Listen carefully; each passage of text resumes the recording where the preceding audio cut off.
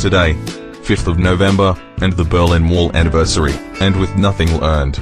Your host is Rick Falkvinger, and this is Liberties Report.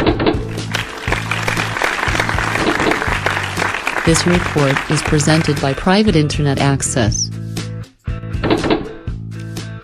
Good evening, London. This week 45 saw two remarkable events, the 5th of November marking Guy Fawkes Day, and the 9th of November marking the 25th anniversary of the fall of the Berlin Wall. The two are quite connected in policy and philosophy. The original V for Vendetta comic started publishing in 1982 in the midst of the Cold War. At the time it was hard to imagine, really, that the Cold War would be all over in just a few years. How cold was the Cold War? The best description, as usual, comes from contemporary popular art. Let's take a look at the song Forever Young from Alphaville, for one example. How many have taken the time to just listen to what it's about? Let's take a look at the first four lines, which I can't play here because of ridiculous laws, so it'll have to be without sound. Let's dance in style, let's dance for a while. Heaven can wait, we're only watching the skies. Hoping for the best but expecting the worst. Are you gonna drop the bomb or not? The sentiment was that the whole world could end tomorrow. The situation was that dangerous, and it really was, as evidenced by several, plural, incidents that came just one person's judgment short of unleashing a nuclear exchange, and more often than not, one person's civil disobedience short of unleashing a nuclear exchange. As we were teenagers in 1984, yes, Forever Young was indeed released in 1984, did not expect to grow old. So instead, we were dancing cheek to cheek to soft ballads about nuclear war. When the wall fell on November 9, 1989, Europe rejoiced.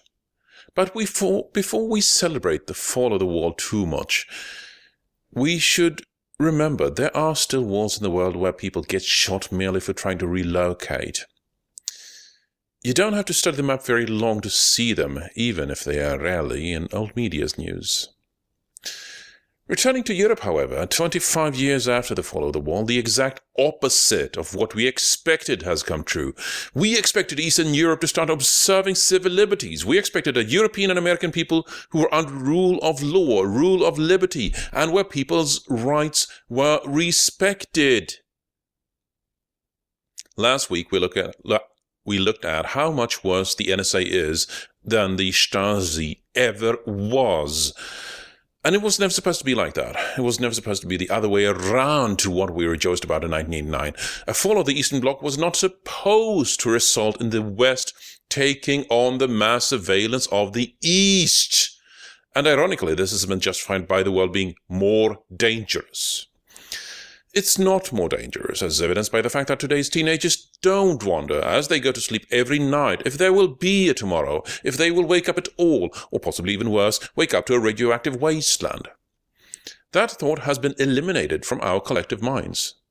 I survived the 1980s with several near misses of literal complete world annihilation, so don't try to scare me with terrorism and use that to justify cutting liberties that I had in the 1980s.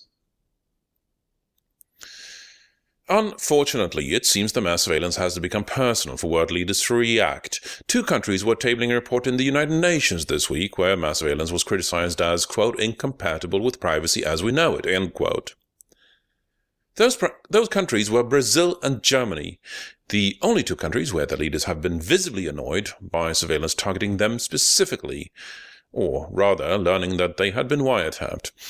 As we know, nobody's personally targeted anymore, because everybody's wiretapped all the time.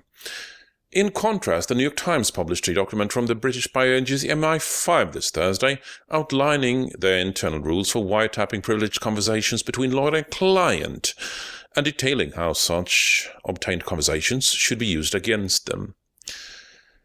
That was unthinkable a decade ago. Now it's seen as mere routine, even documented as mere routine.